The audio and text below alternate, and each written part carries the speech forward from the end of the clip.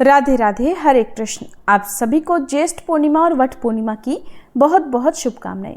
ज्येष्ठ पूर्णिमा का दिन धार्मिक दृष्टि से बहुत शुभ माना जाता है।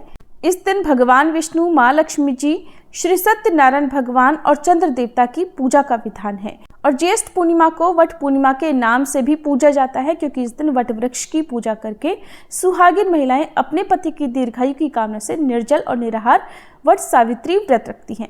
कुछ जगह पर ज्येष्ठ अमावस्या के दिन वट सावित्री व्रत रखा जाता है, तो बहुत सी जगह पर वट पूर्णिमा के दिन सत्यवान और देवी सावित्री की पूजा करके महिलाएं व्रत रखती हैं। पूर्णिमा का व्रत चंद्र देवता की पूजा के साथ ही पूर्ण होता है। आइए जानते हैं इस बार ज्येष्ठ पूर्णिमा का व्रत किस दिन रखा जाएगा।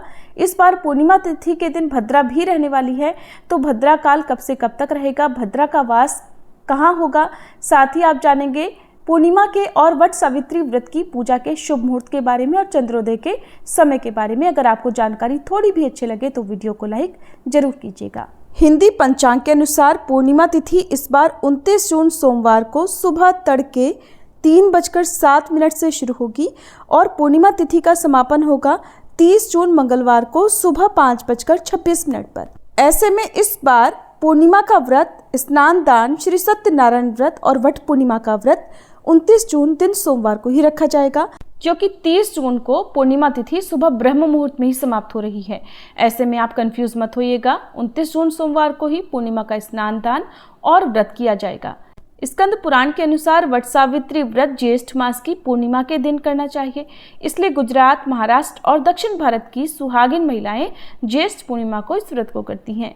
हमारी सनातन संस्कृति में वट वृक्ष को एक ओर शिव जी का रूप माना गया है, तो दूसरी ओर पद्म पुराण में इसे भगवान विष्णु का अवतार कहा गया है। इसलिए सौभाग्यवती महिलाएं ज्येष्ठ पूर्णिमा को व्रत रखकर वट वृक्ष की पूजा करती हैं, जिसे वट सावित्री व्रत भी कहते हैं। इस दिन वट वृक्ष को जल से सींचकर उसमें सूत लपेटते हुए 108 बार परिक्रमा की जाती है। पुराणों में वर्णन है कि वट वृक्ष के मूल भाग में भगवान ब्रह्मा, मध्य में श्री विष्णु तथा अग्र भाग में महादेव का वास होता है।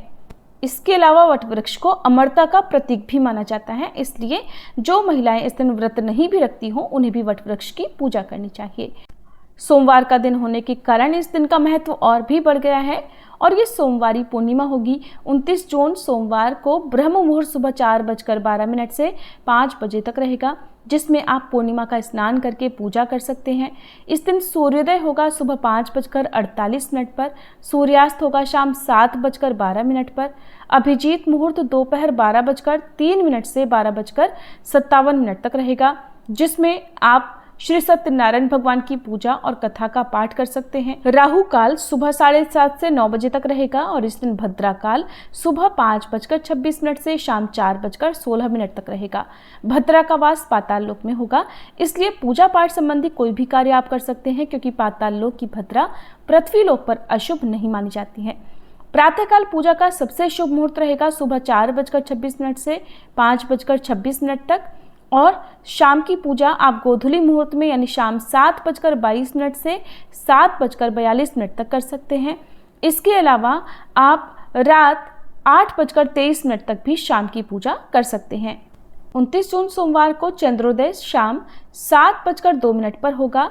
पूर्णिमा का व्रत चंद्र देवता की पूजा के साथ ही पूर्ण माना जाता है, इसलिए आप इस समय के बाद से चंद्र देवता की पूजा करके चंद्र देवता को अर्घ्य अर्पण करके फिर व्रत का पारणा कर सकते हैं। व्रत का पारणा पंचामृत से करना चाहिए और इस दिन भोग में खीर का भोग आप चंद्र देवता को भी अर्पण करें, साथ ही मौसमी फलों का भोग देवी देवताओं को अर्पण करें।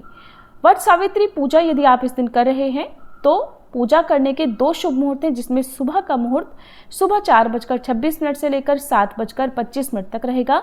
वहीं शाम का शुभ मुहूर्त शाम 7:22 से रात 8:23 तक रहेगा। जिस तरह से ज्येष्ठ अमावस्या के दिन वट सावित्री व्रत रखा जाता है, माताएं निराहार निर्जल रहकर उपवास रखती हैं और इसमें भी कुछ लोग केवल पूजा करने तक ही निराहार रहते हैं, बाकी पूजा करने के बाद जल फल आदि ग्रहण कर लेते हैं और शाम को सात्विक भोजन भी ग्रहण कर लेते हैं। तो अपने यहाँ की मान्यताओं के अनुसार आप इस व्रत को रख सकती हैं और इस दिन किसी भी पौधे को उखाड़ना नहीं चाहिए, नाखून बाल इत्यादि ना काटें और कथा का पाठ अवश्य करें। यदि आप व्रत नहीं भी रख रहे हैं तो वट पूर्णिमा और ज्येष्ठ पूर्णिमा की कथा का श्रवण आपको करना चाहिए, यदि आप अपने घर में सुख समृद्धि की कामना रखते हैं। ज्येष्ठ पूर्णिमा के साथ ही ज्येष्ठ मास की समाप्ति होगी और इसके बाद में 30 जून से आषाढ़ मास प्रारंभ होगा। ये थी आज की वीडियो। अगर आपको अच्छी लगी हो तो वीडियो को लाइक करना मत भूलिएगा।